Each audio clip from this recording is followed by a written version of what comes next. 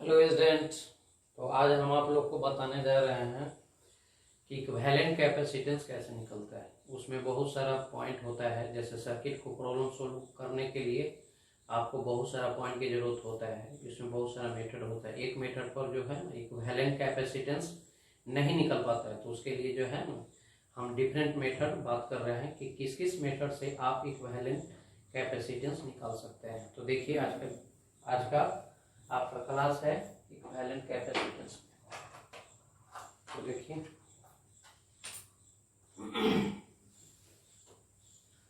तो देखिए calculation of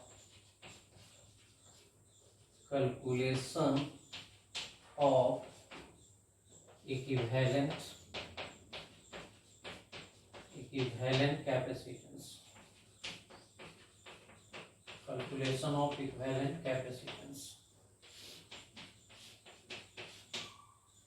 तो हमने पहले भी आपको डिस्कस कर चुके हैं कि इक्विवेलेंट कैपेसिटेंस निकालने का बहुत सारा मेथड होता है। किसी एक मेथड पे आपको इक्विवेलेंट कैपेसिटेंस नहीं निकल पाएगा। सर्किट को देखते ही आपको बहुत ध्यान रखना होगा कि कौन सा मेथड अप्लाई करें, और यह फुल्ली जो है आपके प्रैक्टिस पर डिपेंड करता है। अगर आपको जितना ज़्यादा प्रैक्टिस रहेगा उतना ज़्यादा आपको पता चलेगा कि कौन सा मेथड हमको अप्लाई यहाँ पे करना है। तो हम इक्विवेलेंट जो कैपेसिटेंस निकालते हैं, तो पहला मेथड में तो हम लगाते हैं सीरीज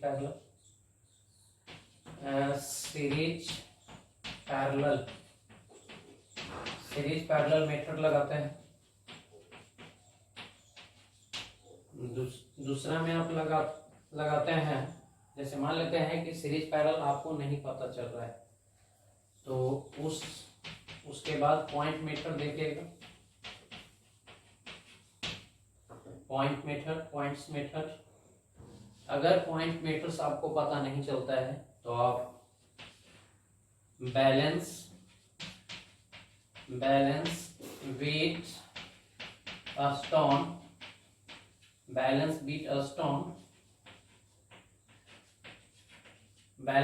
स्टोन ब्रिज मेथड देखिएगा। अगर मान लेते हैं कि बैलेंस बीट स्टोन ब्रिज नहीं है, तब आप चौथा मेथड देखिएगा, लाइन सिमेट्रिसिटी।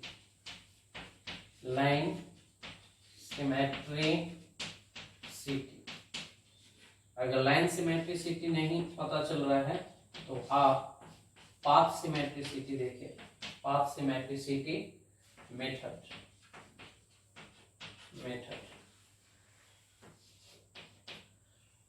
अगर पाथ सिमेट्रिसिटी नहीं पता चल रहा है तो उसके बाद आप लास्टली, आप जब इतना मेथड देखने के बाद आपको नहीं पता चलता है तो लास्टली मेथड देखेगा, charge distribution method. Charge distribution method. Charge distribution method में इतना से आपको कोई भी सर्किट का प्रॉब्लम सॉल्व कर सकता है। लेकिन कभी कभी क्या होता है कि एक स्पेशल टाइप के क्वेश्चन होता है जिसमें आपको इनफाइनाइट रेजिस्टेंस मिलेगा। वह एक पार्टिकुलर अरेंजमेंट में सेटअप रहता है सर्किट, तो उसको भी बनाने का एक तरीका होता है। तो 7 पॉइंट में इक्विवेलेंट ऑफ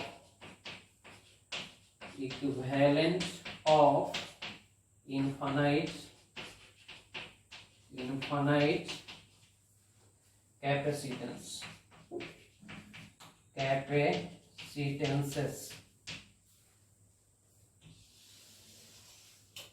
अब इतना पढ़ने के बाद कुछ सर्किट के प्रॉब्लम सोल्व करने के लिए कुछ और भी सारा मेथड होता है। जैसे कि आपको हो गया स्टेडी स्टेट क्या होता है, ट्रांजिएंट स्टेट क्या होता है, ठीक है ना। तो वह भी सर्किट के ही प्रॉब्लम में आता है। तो दो वो तरीका हम बात करेंगे, स्पेशली स्टेडी स्टेट और ट्रांजिएंट स्टेट, ठीक है। और ट्रांजिएंट स्टेट और एक एक और स्पेशल टाइप के कभी कभी मिलेगा जिसमें शॉर्ट सर्किट रहेगा, कैपेसिटर लगा रहेगा लेकिन वह कैपेसिटर का कोई इंपॉर्टेंस नहीं रहेगा, तो उसको बोलते हैं short circuit method. Short circuit method, ठीक है ना, शॉर्ट सर्किट मेथड। तो शॉर्ट सर्किट मेथड में होता क्या है, तो बारी बारी से हम पढ़ेंगे। शॉर्ट सर्किट मेथड के मतलब कि कैपेसिटेंस लगा हुआ है लेकिन उस कैपेसिटेंस का कोई इंपॉर्टेंस नहीं होगा। तो इतना मेथड से आप कोई भी सर्किट का प्रॉब्लम बना सकते हैं, ठीक है ना, इसके अलावा कुछ नहीं सोचना है। अब देखिए मेथड लगाने में थोड़ा सा ध्यान क्या क्या देना है। जैसे सबसे फर्स्ट टाइम में यही आपको सोचना है, सीरीज पैरेलल मेथड ही सोचना है। अगर सीरीज पैरेलल मेथड नहीं पता चल रहा है तब उसके बाद पॉइंट मेथड सोचना है, क्योंकि पॉइंट मेथड सोचने में आपको एक स्पेशल टाइप के अरेंजमेंट रहेगा। उसमें रहेगा कि एक वायर से बहुत सारा पॉइंट को मिला देगा, सिंगल वायर से, तो सिंगल वायर से बहुत सारा पॉइंट को मिलाएगा, तो वहां पे साफ पता चल जाता है कि हमको जो मेथड लगाना है वह पॉइंट मेथड होगा। Balance Wheatstone bridge method, तो ये एक स्पेशल मेथड है जो थ्योरेटिकल में ही पॉइंट से इंपॉर्टेंस होता है, जिसका ज्यादा इंपॉर्टेंस पड़ेगा आपको इलेक्ट्रिसिटी टॉपिक में कि balance Wheatstone bridge method होता क्या है। तो लेकिन आप कैपेसिटर को सर्किट को भी balance Wheatstone bridge method से बात कर सकते हैं। और यह लाइन सिमेट्रिसिटी मेथड के मतलब यह हो गया कि कुछ सर्किट जो होता है किसी गिवन लाइन के बहुत सिमेट्रिकल होता है, मतलब कि गिवन लाइन गिवन सर्किट को दो इक्वल पार्ट में डिस्ट्रीब्यूट करेगा, जो लेफ्ट साइड और राइट साइड पार्ट एक इमेज की तरह लगेगा, मिरर इमेज की तरह लगेगा। पाथ सिमेट्रिसिटी के मतलब यह हो गया कि जब आप ए पॉइंट से बी पॉइंट तक जाते हैं, मतलब कि बैटरी के पॉजिटिव टर्मिनल से नेगेटिव टर्मिनल तक जाते हैं, तो उसमें होता क्या है कि आपको नंबर ऑफ कैपेसिटेंस जो है इक्वल मिलता है। तो नंबर ऑफ कैपेसिटेंस इक्वल मिलेगा जहां पे पाथ सिमेट्रिसिटी रखते हैं। और जब आपको कोई मेथड नहीं जब लगता है तो आपको लास्टली चार्ज डिस्ट्रीब्यूशन मेथड लगाना होता है, ठीक है ना। और बारी बारी से सब हम बात करेंगे। तो सबसे पहला हम बात कर रहे हैं series parallel method. Series parallel method, तो देखिए सीरीज पैरेलल मेथड में होता क्या है कि फर्स्ट टाइम जो है आपको देखना है सर्किट को केयरफुली, आप देखना है कि कौन सा कैपेसिटर सीरीज में है या तो पैरेलल में है। तो धीरे धीरे उस सर्किट को क्या करना है, सीरीज पैरेलल मेथड में क्या होगा कि आप सर्किट को रिडक्शन करते चला जाना है, माने कि सर्किट को छोटा करते चला जाना है, ठीक है ना। जैसे पहले आप देखिए कि सीरीज में कौन है, तो उसको सीरीज का वैल्यू इक्विवेलेंट निकाल लीजिए। फिर देखिए कि सीरीज में पैरेलल में कौन है, तो उसके इक्विवेलेंट निकाल लीजिए। तो इस तरह से सर्किट को सीरीज पैरेलल मेथड कर करके आप सर्किट को रिडक्शन कर सकते हैं। तो जैसे in this method, in this method, first time we see the circuit in which which of the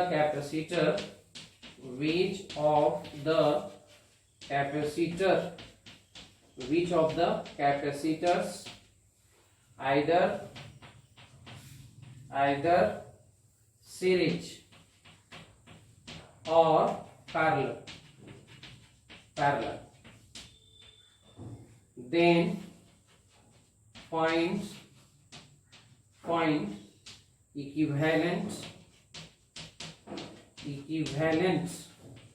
equivalent capacitance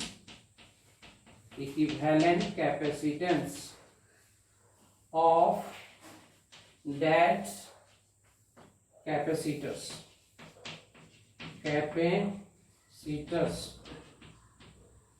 ठीक है ना। तो कह रहा है कि सबसे पहले सर्किट को देखिए कि कौन सीरीज है या तो पैरेलल है, और उसका इक्विवेलेंट निकाल लीजिए। और इस प्रोसेस को लगातार करते जाना है, ऐसा नहीं कि यहाँ पे एक बार किया तो आपका आंसर आ जाएगा। आपको लगातार इसी तरह से करते जाना है कि सीरीज पैरेलल, जब तक सिंगल कैपेसिटर में नहीं आ जाएगा जब तक आपको यह प्रोसेस लगाना है। And this process is applied continuously and get the equivalent capacitance between given points। ठीक है ना, इस तरह से आप निकाल सकते हैं। अब इसे हम एग्जाम्पल लेते हैं, बिना एग्जाम्पल के या तो बिना प्रैक्टिस के यह सब क्लियर आपको होने वाला नहीं है। ठीक है ना, मेथड हम दिखा दिए हैं, लेकिन मेथड से आपको क्लियर नहीं हो पाएगा, उसके लिए आपको प्रॉब्लम प्रैक्टिस करना जरूरी होगा। तो देखिए अब नेक्स्ट पेज में लिखते हैं।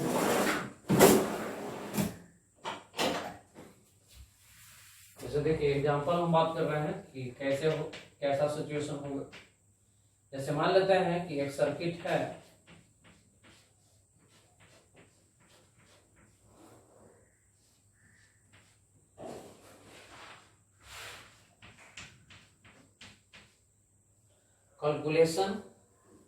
कैलकुलेशन के हिसाब से हमने क्या किया है, फॉर सिंप्लिसिटी कैलकुलेशन के लिए हम सबको आइडेंटिकल माने। ये इसका भी कैपेसिटेंस ही है, इसका भी कैपेसिटेंस ही है, सी सी सी सी। और मान लेते हैं कि हमको ए और बी पॉइंट के बीच में इक्विवेलेंट वैल्यू निकालना है। इक्विवेलेंट वैल्यू हमको ए और बी पॉइंट के बीच में निकालना है। तो देखिए सबसे पहले सर्किट को देखिए कि अगर ए और बी पॉइंट के बीच में इक्विवेलेंट निकालना है तो आपको यह समझना है कि ए पॉइंट पॉजिटिव पॉइंट है, पॉजिटिव टर्मिनल होगा, और बी जो होगा नेगेटिव टर्मिनल होगा। अगर इससे भी आपको नहीं पता चलेगा तो आप क्या कीजिएगा कि यह पॉइंट को आप एक पॉइंट को थोड़ा सा एक्सटेंड कर लीजिएगा और समझिएगा कि यह पॉइंट पॉजिटिव टर्मिनल है और यह पॉइंट जो है आपका नेगेटिव टर्मिनल होगा। सिंपली अब नेगेटिव पॉजिटिव यहाँ पे यह समझना है कि बैटरी लगा हुआ है। बैटरी लगाना नहीं है, क्योंकि ऐसा नहीं कि इक्विवेलेंट कैपेसिटेंस निकालना है और उसी को आप बार बार कॉम्प्लिकेटेड करते जा रहे हैं प्रोसेस में। खाली आपको सीरीज पैरेलल पता लगाने के लिए जिस पॉइंट के बीच इक्विवेलेंट वैल्यू निकालना है उस पॉइंट के बीच पॉजिटिव नेगेटिव आपको मार्क दे देना है, जिससे आपको चार्ज के डिस्ट्रीब्यूशन करके ही सीरीज पैरेलल पता लगाया जाता है। क्योंकि ऐसे सर्किट को देखिएगा तो फिर आपको नहीं पता चलेगा। तो सबसे अच्छा यही रहेगा कि आप चार्ज को डिस्ट्रीब्यूशन करिए। और चार्ज को डिस्ट्रीब्यूशन करने के मतलब यह हो गया, उसमें चार्ज का वैल्यू निकालना नहीं है। चार्ज से हम खाली सिर्फ इतना ही पता लगाएंगे कि which of the capacitors are in series and which of the capacitor are in parallel. जैसे देखिए मान लेते हैं कि आप पॉजिटिव टर्मिनल से चार्ज सप्लाई कीजिएगा तो यह चार्ज इस तरह से जाएगा, और जैसे ही ये चार्ज इस पॉइंट पे पहुंचेगा तो यहाँ से दो ब्रांचिंग हो रहा है, यहाँ से दो रास्ता है, एक रास्ता सीधे जाने का, एक रास्ता 90 डिग्री पे है। ऐसे यहाँ पे एंगल से कोई लेना देना नहीं होता है। अगर यह सर्किट यहाँ पे 90 डिग्री न भी रहता, 60 रहता, 45 डिग्री रहता, तो यह कैपेसिटेंस स्केलर की तरह ट्रीट करता है। इसी कारण से वेक्टर के लिए कहीं कहीं सर्किट पे आपको एंगल दिया रहेगा तो वह डिस्टर्ब करता है एंगल देके, एंगल का वहां पे कोई इंपॉर्टेंस नहीं होता है। तो अगर यहाँ से चार्ज सप्लाई करते हैं तो एक चार्ज स्ट्रेट पाथ पे इस तरह से जाएगा और इस तरह से यह जो चार्ज आएगा इसमें कहीं कोई ब्रांचिंग नहीं है। तो इसका मतलब यह हो गया कि अगर चार्ज इस पाथ से जाता है तो इस कैपेसिटर पे, इस कैपेसिटर पे, इस कैपेसिटर पे, इस कैपेसिटर पे, मैंने कि यह पूरा कैपेसिटर यहाँ से यहाँ तक है 1 2 3 4 5 6, मैंने कि आपको 6 जो कैपेसिटर है इक्वल चार्ज होगा। तो जहां भी इक्वल चार्ज होता है तो हम तो ये जानने करते हैं कि इक्वल चार्ज जो होता है, अगर कैपेसिटर पे इक्वल चार्ज अगर आ रहा है तो श्योर है कि वह आपको सीरीज कॉम्बिनेशन में आ जाता है। और इसमें जो चार्ज आएगा, तो जो चार्ज इसमें जाएगा वो सेम चार्ज इस कैपेसिटर से होके पास करेगा। तो इसका मतलब कि यह दोनों भी आपको सीरीज कॉम्बिनेशन में आ गए। तो सबसे पहले आप सर्किट को रिडक्शन कर लीजिए, जो आपको सीरीज पता चला है उसको रिडक्शन कर लीजिए। तो दिस अप्लाइड टू आप लिख सकते हैं सी का, तो बताए थे कि आइडेंटिकल कैपेसिटर सीरीज में रहता है, तो उसका फॉर्मूला था सीरीज में होता था C/N होता था, ठीक है ना। तो C/N हो गया। तो नंबर ऑफ कैपेसिटर जो है C है और नंबर ऑफ कैपेसिटर 6 है। तो दिस अप्लाई टू एक सर्किट बना लीजिएगा जिसके बीच इक्विवेलेंट अगर निकालना है, वह पॉइंट कभी भी डिस्टर्ब नहीं होना चाहिए। सब पॉइंट धीरे धीरे खत्म होते चल जाएगा, लेकिन वह पॉइंट में किसी प्रकार के वह पॉइंट लास्ट तक रहेगा जब तक कि आपको इक्विवेलेंट नहीं निकल जाए। इक्विवेलेंट के मतलब तो यही हुआ कि इतना जो आप कैपेसिटर लगाए हुए हैं उसके बदले एक सिंगल कैपेसिटर क्या ए बी पॉइंट के बीच लगाएं, ताकि इतना कैपेसिटर जो फंक्शन कर रहा है सेम फंक्शन करने के लिए जो हमको एक सिंगल कैपेसिटर की जरूरत होता है, that single capacitor is known as equivalent capacitance. तो इतना कॉम्प्लिकेट सर्किट को एक सिंगल माने कि सिंपल इक्विवेलेंट में हम निकालने जा रहे हैं। तो देखिए यह तीनों माने कि ये 6 जो कैपेसिटर है उसका इक्विवेलेंट वैल्यू जो हो जाएगा, और वह डायरेक्ट यह जो पॉइंट डायरेक्ट जुड़ा हुआ है ए और बी। तो सबसे पहले ए पॉइंट और बी पॉइंट को बना लेना है और इस तरह से एक कैपेसिटर लगा लेना है। यह कैपेसिटर यह 6 कैपेसिटर का इक्विवेलेंट है, तो इसका वैल्यू हो गया C/6 और यह दोनों आपको सीरीज में हो गया, तो यह दोनों का इक्विवेलेंट वैल्यू हो गया C/2। अब यहां से देखिए साफ पता आपको चल रहा है नेट एंड क्लीन कि यह कैपेसिटर जिस पोटेंशियल डिफरेंस से जुड़ा हुआ है वो सेम पोटेंशियल डिफरेंस से यह भी जुड़ा हुआ है। मतलब कि यहाँ का भी पोटेंशियल डिफरेंस जो होगा सेम पोटेंशियल डिफरेंस यहाँ होगा। तो यह हो गया पैरेलल कॉम्बिनेशन। आपको सीरीज पैरेलल में दो ही मेथड देखना है, एक चार्ज डिस्ट्रीब्यूशन चार्ज को देख लेना है कि सेम चार्ज जा रहा है कि नहीं जा रहा है सब पे। अगर सेम चार्ज जा रहा है तो सीरीज में हो गया, और दूसरा देखना है कि कैपेसिटर जो कनेक्टेड है वह सेम पॉइंट से कनेक्टेड है कि नहीं। अगर सेम पॉइंट से कैपेसिटर कनेक्टेड है तो वह आपको हो जाएगा पैरेलल में हो जाएगा। तो अब ये दोनों का सी इक्विवेलेंट डायरेक्ट निकाल लीजिए। तो CAB, तो पैरेलल में आप तो जानते थे कि पैरेलल में होता था C1 + C2 + C3 जितना भी रहेगा, तो सिंपली जोड़ देना है। तो C/2 + C/6, तो यह हो गया 6 एलसीएम हो गया, तो 3C + C, तो 4C/6 जिसका आंसर हो जाएगा 2C/3। यही आपका एग्जैक्ट वैल्यू होगा। इसका मतलब यह हो गया कि अगर हम ए और बी पॉइंट के बीच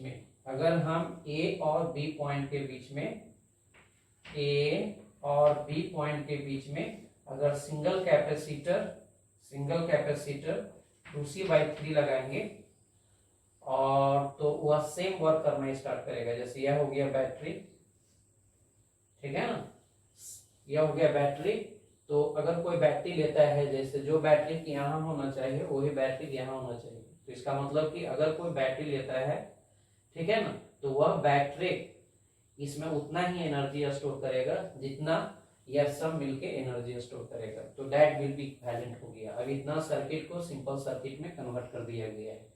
तो कहने के मेरा मतलब है कि आप जो यहाँ पे 8 वो कैपेसिटर आइडेंटिकल जो लगाया था उतना लगाने की कोई जरूरत नहीं है। आप सिंगल कैपेसिटर 2C/3 लगा लेता है तो आपका माने कि वर्क जो है ना सेम हो जाएगा। इसी तरह से और भी एग्जांपल देखिए।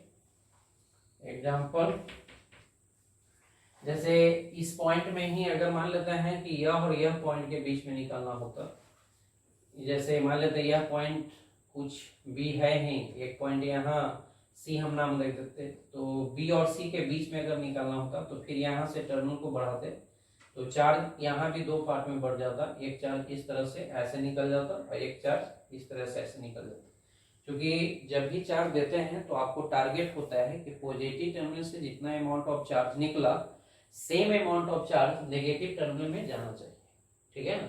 अगर यहाँ से क्यू चार्ज दे रहे हैं तो क्यू चार्ज यहाँ पर भी आना चाहिए, तब आपका चार्ज का डिस्ट्रीब्यूशन आपका सही जाता है। तो इसका मतलब कि अगर हम यहाँ से टर्मिनल निकालते और तो यह चार्ज हो जाता है, यह दो पार्ट में बढ़ जाता है, एक पार्ट इधर चला जाता है, एक पार्ट इधर चला जाता है, और यहाँ से क्या होता है नेगेटिव टर्मिनल में इंटर करता है।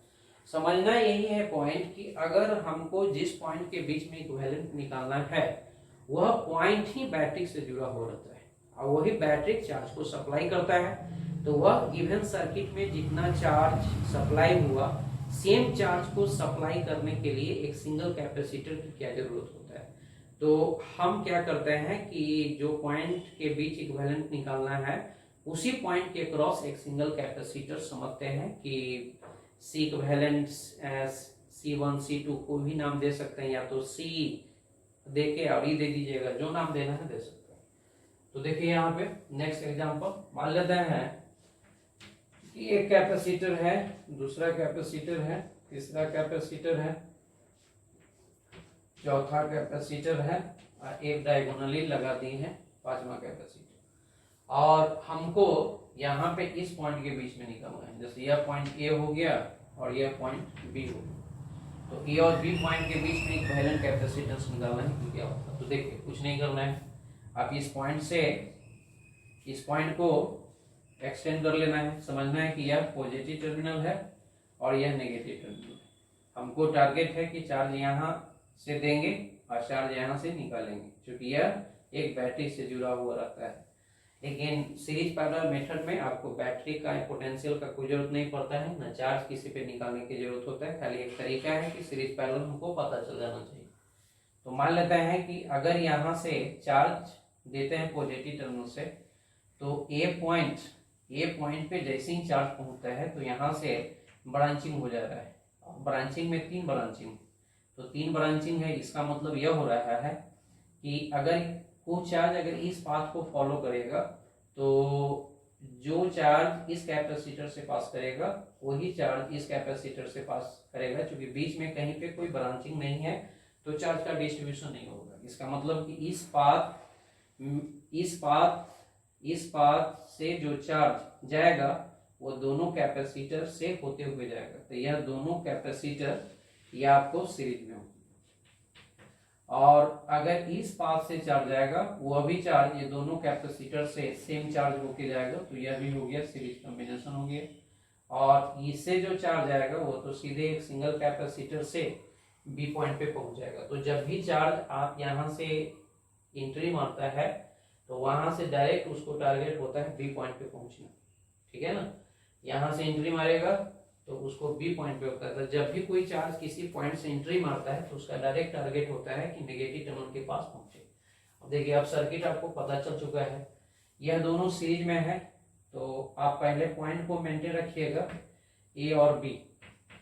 तो ए और बी के बीच में एक सिंगल कैपेसिटर जो डायगोनली लगाया है वह सी है। और फिर ए और बी के बीच में यह जो पाथ का इक्विवेलेंट वैल्यू हो जा रहा है वह C/2 हो रहा है, और अपवर्ड पाथ का जो इक्विवेलेंट वैल्यू हो रहा है वह भी C/2 हो रहा है। अब यहाँ से देखिए साहब आपको क्लियर हो चुका है, यह फोटो से क्लियर हो रहा है कि ए और बी पॉइंट के बीच जो आपका इक्विवेलेंट वैल्यू होगा वह तीनों के पैरेलल कॉम्बिनेशन का इक्विवेलेंट वैल्यू है। तो यहाँ से यह तीनों का जो है पैरेलल कॉम्बिनेशन निकाल लीजिए। तो पैरेलल कॉम्बिनेशन CAB निकालेगा तो डायरेक्ट ई जुड़ जाएगा C/2 plus C plus C/2। तो C/2 C हो गया, C को C से जोड़ लीजिए तो यह इस तरह से आपको 2C होगी। तो यही आपको सीरीज पैरेलल मेथड होता है। तो इतना आप पॉइंट आउट कीजिए, तो फिर हम आपको पॉइंट मेथड बताते हैं। और ये जितना भी आपको थ्योरी बता रहे हैं सब पर एक डिस्क्रिप्शन में असाइनमेंट है, आप जाके बनाइए, आपको नेट एंड क्लीन हो जाएगा, ठीक है ना। तो इसको नोट कीजिए।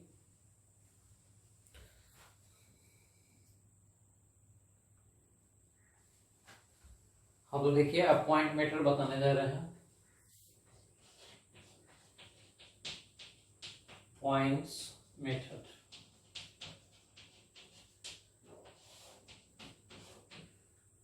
देखिए पॉइंट्स मेथड में होता क्या है, तो सबसे पहले पॉइंट मेथड का कंसेप्ट समझिए कि होता क्या है। जैसे मान लेते हैं कि अगर कोई भी, ये जैसे यह कोई स्फेरिकल सेल है और यह कोई स्फेरिकल सेल है। मान लेते हैं कि इस स्फेरिकल सेल का पोटेंशियल V1 है और यह स्फेरिकल सेल का पोटेंशियल V2 है। चार्ज अपना दिया गया है, वो चार्ज से पोटेंशियल क्रिएट हुआ। अगर हम ये दोनों स्फेरिकल सेल को एक वायर से कनेक्ट कर देते हैं, अब फाइनली वायर से कनेक्ट करने के बाद दोनों का पोटेंशियल क्या हो जाता है, सेम हो जाता है। तो जब भी कोई एक सिंगल वायर से बहुत सारा पॉइंट को हम मिलाते चल जाते हैं, तो उसमें होता क्या है कि वह सब पॉइंट जो होता है सेम पोटेंशियल पे आ जाता है।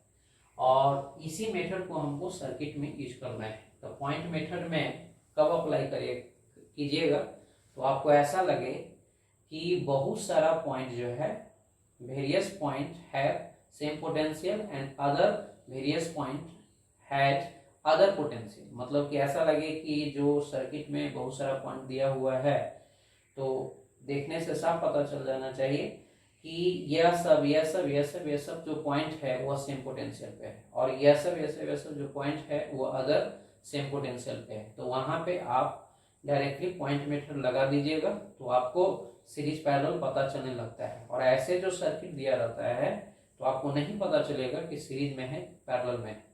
तो पॉइंट मेथड में आप लिखिएगा this method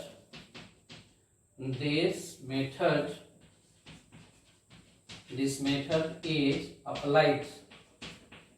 applied when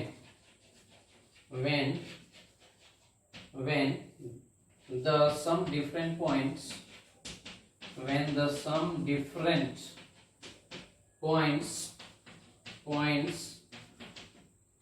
have same potential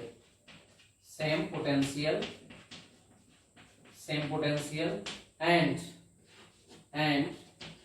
some other different। जैसे कि some different में जैसे कि मान लेते हैं कि आपको सर्किट में 20 गो पॉइंट है, तो मान लेते हैं कि 5 गो आपको एक पोटेंशियल पे है, 15 गो अदर पोटेंशियल पे है। तो some other each in different potential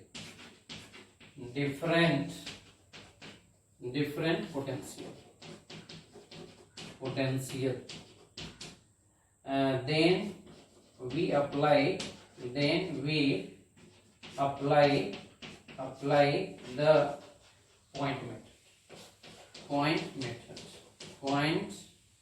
points method।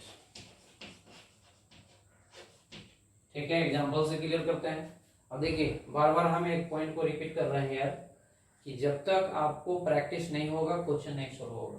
क्योंकि आपको सर्किट के क्वेश्चन बनाने के लिए हम इक्विवेलेंट जो कैपेसिटेंस निकालने का जो तरीका 10 को तरीका बात की है वो स्टेप बाय स्टेप बताएंगे।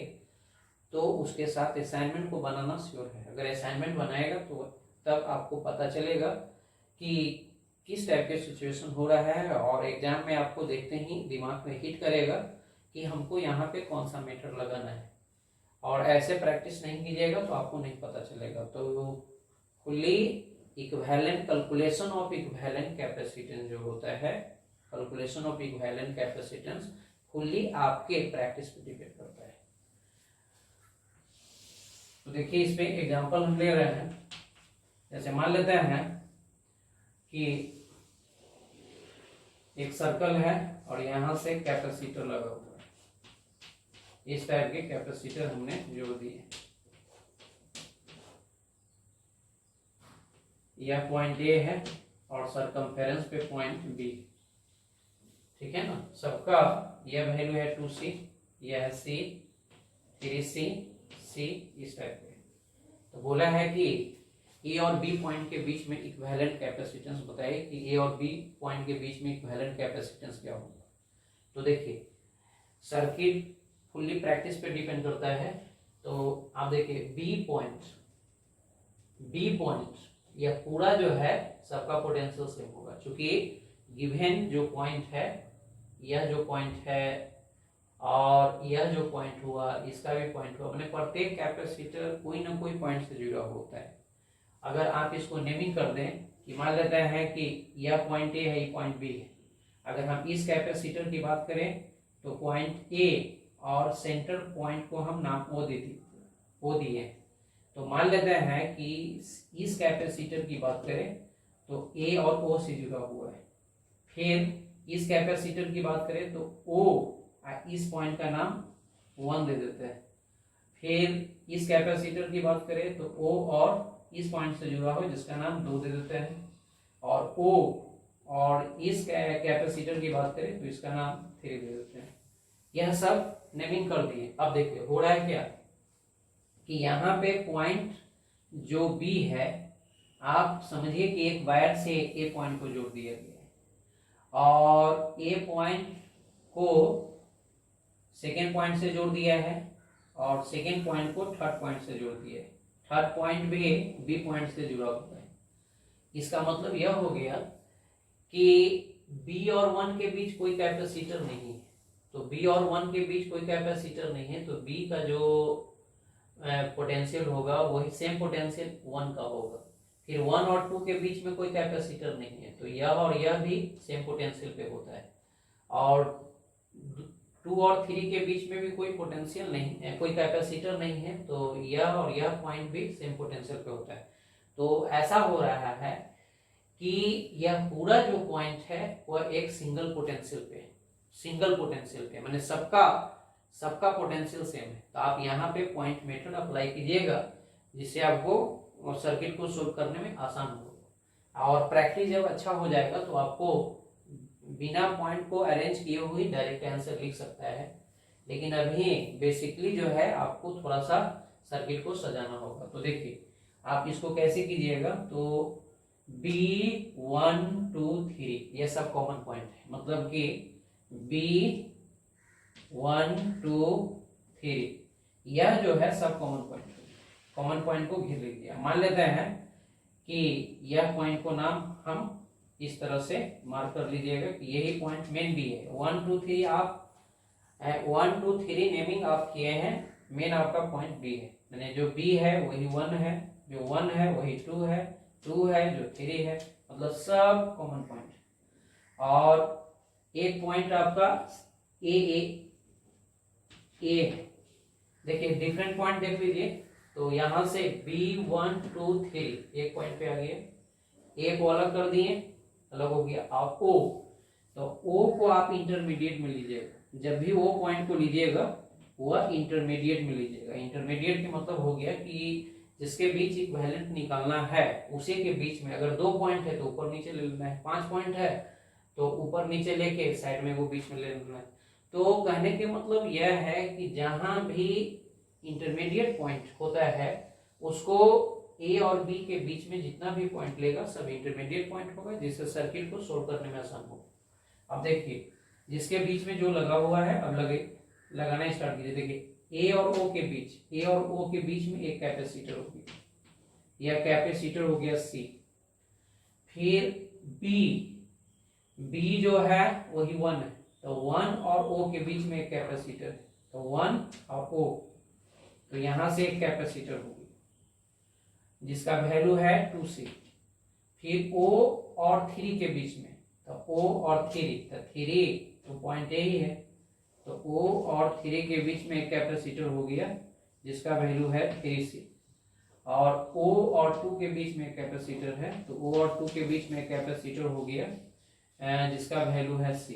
अब देखिए वहां पे सर्किट में जो फर्स्ट टाइम प्रॉब्लम जो सोल्व कर रहे हैं वैसे जिनको फर्स्ट टाइम जो है ना नहीं पता चलेगा कि यह तीनों जो है पैरेलल कॉम्बिनेशन है। लेकिन अब यहाँ आपको फोटो दम नेट एंड क्लीन है कि यह तीनों जो कैपेसिटर है वह आपको पैरेलल कॉम्बिनेशन है और यह तीनों के साथ यह जो कैपेसिटर है वह सीरीज में है। तो पॉइंट मेथड से आपको सीरीज पैरेलल बहुत आसानी से पता चल जाता है।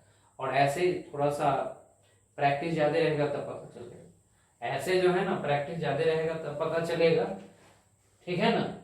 और इनिशियल फेज में बनाने का यही तरीका है, पॉइंट मेथड लगाइए। ऐसे यह सब कोई किताबी मेथड नहीं होता है, यह सब जो है टीचर्स जो होते हैं वह स्टूडेंट के सहूलियत के लिए यह सब नाम नेमिंग कर करके उसको समझाते हैं।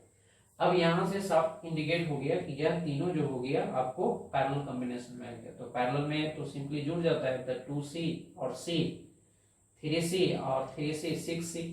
तो अब आप डायरेक्ट B रखिए पॉइंट, और B, अब ये सब पॉइंट की कोई जरूरी नहीं क्योंकि A और B के बीच निकालना है तो खाली B ही रखिए। और ये दोनों के B और O के बीच में आपका इक्विवेलेंट मिल गया 6C, और O A के बीच में आपका इक्विवेलेंट वैल्यू हो गया C। अब देखिए, अब यह A B के बीच में अभी तक नहीं हुआ है, A B के बीच में जब तक सिंगल कैपेसिटर में नहीं कन्वर्ट हो जब तक बनाते रहना है। तो इसका मतलब यह हो गया कि अगर यह दोनों का वैल्यू निकालें तो यह सीरीज में हो गया। अगर यहाँ से चार्ज सप्लाई करेगा तो सेम चार्ज इसे क्रॉस करेगा, तो आपको सीरीज में भी के बीच इक्विवेलेंट बताए थे कि अगर दो को कैपेसिटर है डिफरेंट कैपेसिटी का तो उसका इक्विवेलेंट होता था C1 माने प्रोडक्ट बाई सम। तो प्रोडक्ट अगर यहाँ पे बात कीजिएगा तो 6C इंटू C सम हो गया 7C। तो आपका फाइनल आंसर हो जाएगा 6C बाई 7, यही आपका आंसर हो जाएगा। तो इस टाइप के पॉइंट मेथड लगा सकते हैं। एक प्रॉब्लम और सब मेथड पे हम दो प्रॉब्लम बात कर रहे हैं, बाकी आप प्रैक्टिस कीजिएगा, जो प्रॉब्लम होगा फिर पूछिएगा। एग्जाम्पल, नेक्स्ट एग्जाम्पल बात कर रहे हैं। मान लेते हैं कि एक सर्किट दिस हुआ, इसको इस तरह से कनेक्ट कर दिया गया है दिस, यह पॉइंट आपका है A और यह पॉइंट हो गया B। मान लेते हैं कि यह हो गया C, 2C, 3C, 4C। इस टाइप की कैपेसिटी का वैल्यू दिया है। अब देखिए ऐसा सोचो, तो जहां भी पॉइंट मेथड है तो एक वायर से कनेक्टेड रहेगा डिफरेंट पॉइंट को। तो यहाँ पे आपको कुछ पता नहीं चल रहा है कि क्या हो रहा है, लेकिन यही सर्किट को अगर हम पॉइंट मेथड से सजाएंगे तो आपको क्लियर हो जाएगा कि क्या हो रहा है। तो देखिए पॉइंट मेथड से कैसे सजाते हैं। यह पॉइंट हो गया 1, यह पॉइंट हो गया 2 और यह पॉइंट हो गया आपको 3।